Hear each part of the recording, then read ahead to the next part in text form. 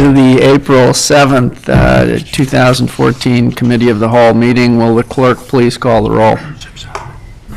Chairman Tack. That's you. Oh, okay, here. Still here? Mayor Schoenheider. Here. Alderman Novit. Here. Alderman Waldeck. Here. Alderman Moore. Here. Alderman Pandeleon. Here. Alderman Reisenberg. Here. Alderman Palmer. Here. Alderman Edelman. Here. Mr. Chairman, you have a quorum. Thank you. Can we have a motion to approve the minutes of the March 17th, 2014 Committee of the Whole meeting? So moved. Second. Voice vote. All in favor? Aye. All opposed? Okay, approved. The next item on the agenda is a discussion of bicycle safety by James Held, Chief of Police.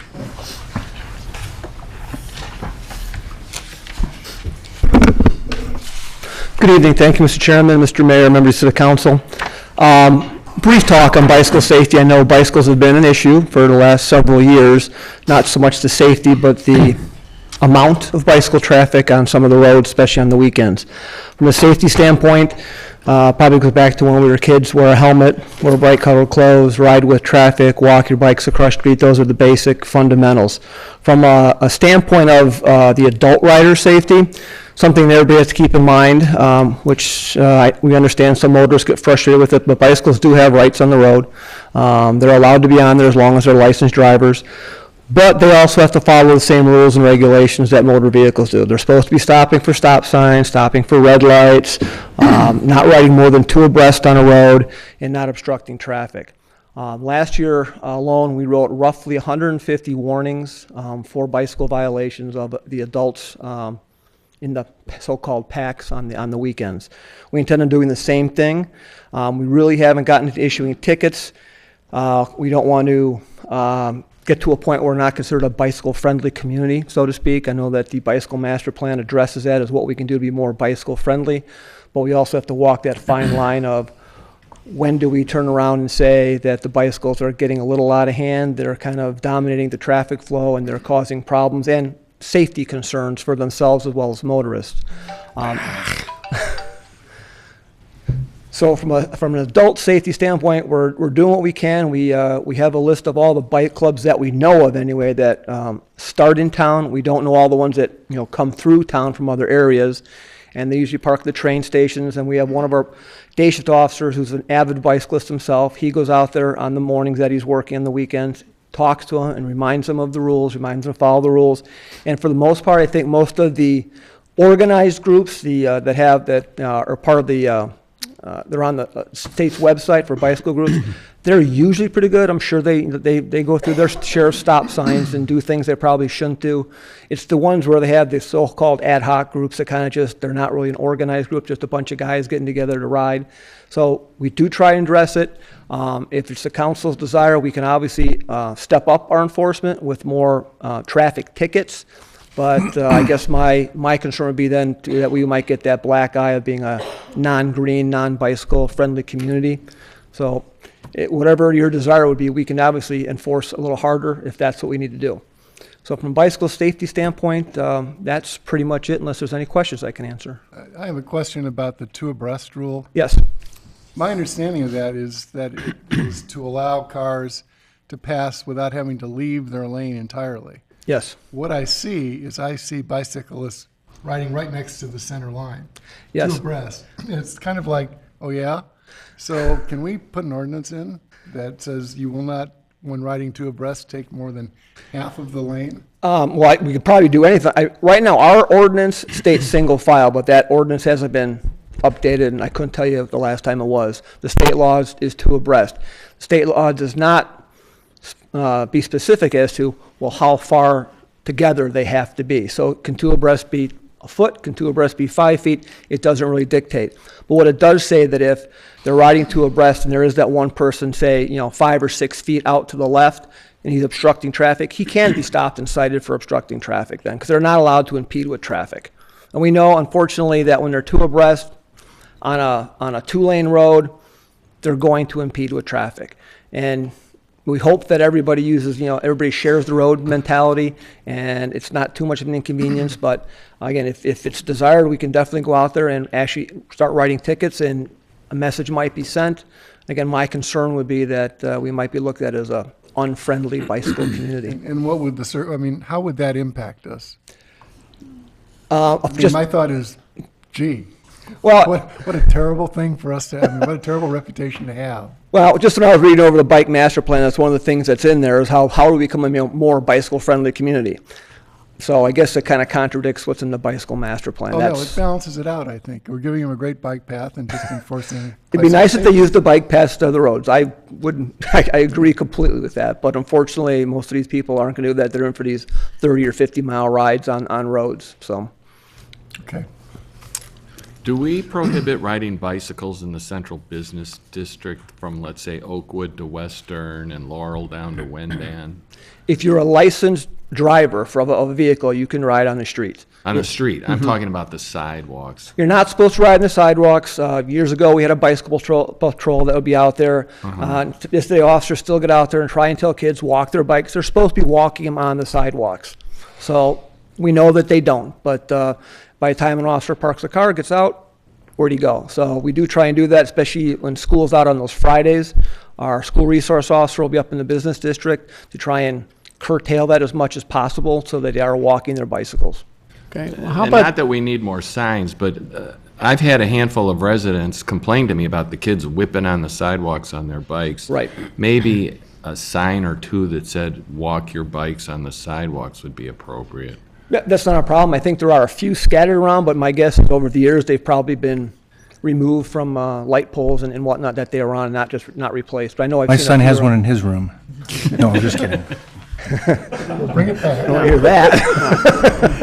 I was going to say, or maybe we could just repaint the cell phone ordinance signs and reuse them. We could. They're already pretty much gone, but The, thankfully. on Western Avenue, and I think some other places, there are actually signs that tell you to ride on the sidewalk. Is this not true? In Green Bay Road there. Green Bay Road, it says to, again, I it's. think it does on Western, right by Vine, there's a sign. I think as you get south of Vine, yes, they want you on prefer you on the sidewalk than the road, but it's really not an enforceable thing. It's not, I don't believe it's in our ordinance. It's just a suggestion. Yeah, well, maybe we should take that down, because actually on Western, it's highly dangerous for people to ride bikes on the sidewalk, because living there, you can't see them until they hit you in the door when you come out in your car. So I think maybe taking those signs down would help. Okay. And I think to show how bicycle-friendly we are at this coming Lake Forest Day Parade, the city council should ride bicycles. Oh, I'm not going to be there, sorry. I'm gonna miss it. I'll leave that up to you. Any other questions? And just suggestion, and maybe I'm a little bicycle friendly, unlike some other council members, but the one thing with the bike path, I'm always frustrated when you see cars on Green Bay Road or Sheridan Road, and they're not on the bike path, which is a half a block away. Right.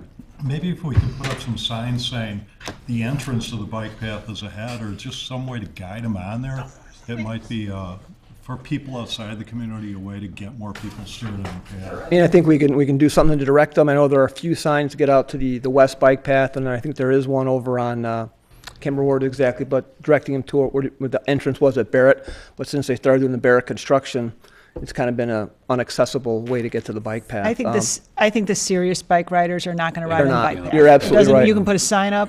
A dog with a leash, you can't go by him, they'll kill you. But Yeah, you're exactly right. The bicycle guys with the road bikes are not going to ride on the bike path. They bought that bike for riding on the road, for doing their 50, 100-mile-an-hour or 100-mile treks. do you have any suggestions? I take Deer Path to 41 to get almost anywhere out when I leave Lake Forest. And that intersection there, where everybody's waiting for the gap and starting and stopping, is there anything, I've just seen some near misses with kids, and they're walking their bikes. Right. Is there any way to make an intersection so complicated like that safer? Because it is, you can go to Wesley, or you've got to go all the way up to 176. It's kind of a pinch point there in the middle of town to get from one side to the other. And if you make somebody wait for a bike with a light or something, you'd never get to the intersection. So I mean, just a bad, It is, it's a very, our traffic safety committee has looked at it several times, as a matter of fact. have there been injuries there on bikes? I don't know, well, top of my head, I don't think we've had a bicycle injury there. Okay, We then- do have car accidents there from people not getting all the way over into that center turn lane and somebody rear-ending them, or somebody actually going the wrong way on 41, that type of thing, somebody sliding through the stop signs. It isn't a bike problem, then I'll Yeah. let it go. But it is, it looks is a like bit. it should be. You're just kind of surprised. So you look at some of those things, you kind of go, why isn't this a problem? But yeah, I think the kids have gotten smart enough that they do slow down and walk their bikes there. Do we have any ordinances that address who's allowed to wear spandex while recycling? No? And it might be a good idea. Give some thought to that. Is that a sign to move on? We could put some signs up about that. I think public nuisance covers it. All right, that being said, the next item is a discussion of a DUI tow ordinance. Again, Chief Held. This is something that we've been looking at for a number of years. Majority of the communities in our area have what's called an administrative toll policy. A lot of these communities use it for a lot of varying arrests, a suspended license, a no license, DUI, or other types of traffic offenses. And what it basically is when we make an arrest for a traffic offense, the car would be towed, which we normally do in any arrest, and there's tacked on a $500 administrative fee. We've kind of wanted to scale it back and not do every traffic arrest. I know Waukegan several years back had a major problem with that when they were accused of targeting minorities for no driver's license, suspended license. So we're just looking at establishing this type of a fee, so to speak, for a DUI or DUI-related suspension or revocation of a driver's license. And the thought process behind it is when we make a DUI arrest, that officer is down that night for roughly 4 hours on the processing and everything else that he has to do. Not to mention, the court time that comes along with it down the road, not to mention the clerk's time. So the whole process is very time consuming and very costly for a police department. I know Highland Park is doing it. Bannockburn is doing it. Gurnee does it. I want to say Libertyville does it. And they've been doing it for several years now. It's met a lot of court challenges and it's been successful. It is allowed by the state of Illinois where you can assess this administrative tow fee to certain offenses. We don't want to go so far as to make it a very broad-reaching thing. We're really dialing it down to more of these safety issues of a DUI as opposed to just any traffic arrest type of an offense. So that's kind of, in a nutshell, what it is. I know it was reviewed by a legal committee. There were some questions. It was forwarded to Mr. Filippini for his review and to make some corrections on. And what's really nice about it is the offender, vehicle owner would have he can challenge that. It's not like it's an automatic, he has to pay. It would be at our administrative hearing, which we already have set up in town here.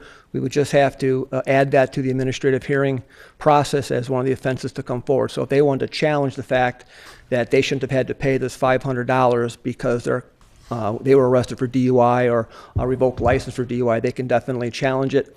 Our research has shown that probably 90% of people do not challenge it. Their attorneys say, no, it's standard procedure, just go ahead and pay it, you're not going to win it anyway.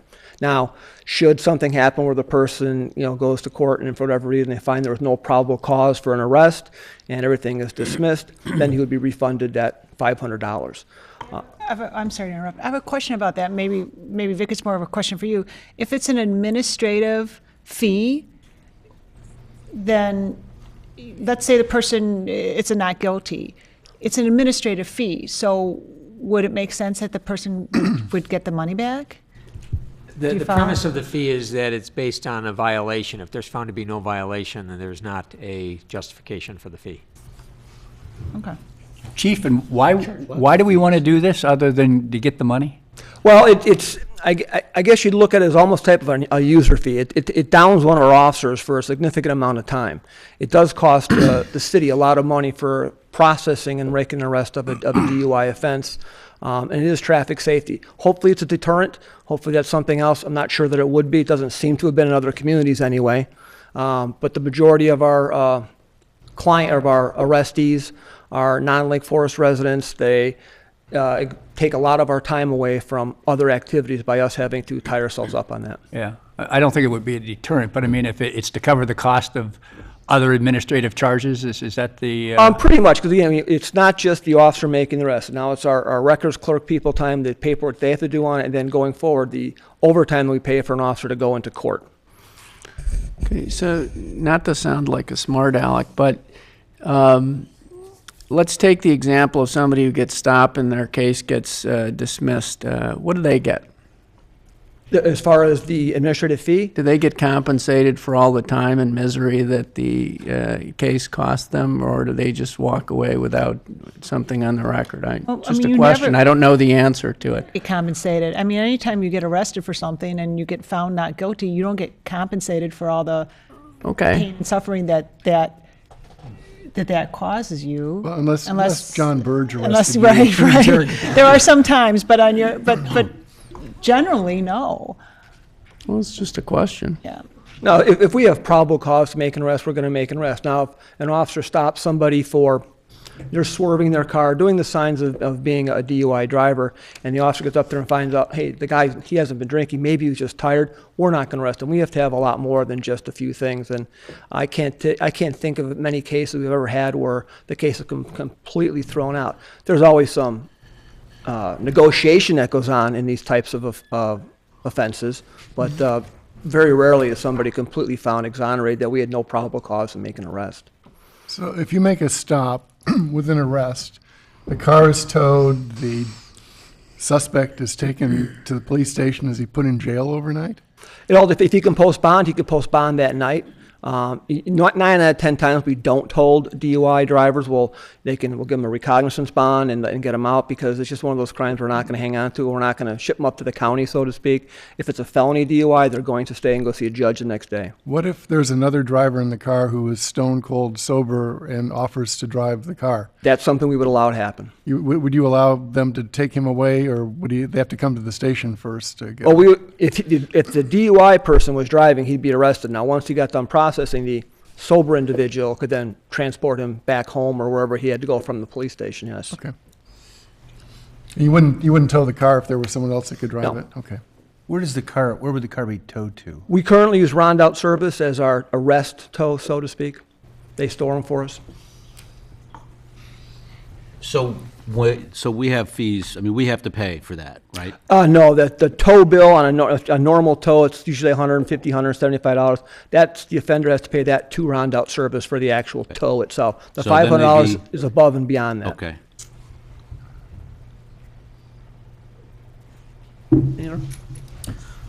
How many of these do you expect in a year? I can look at what our statistics showed. It'll bring in, if you go by our past history, it should bring in roughly $20,000, $25,000 a year.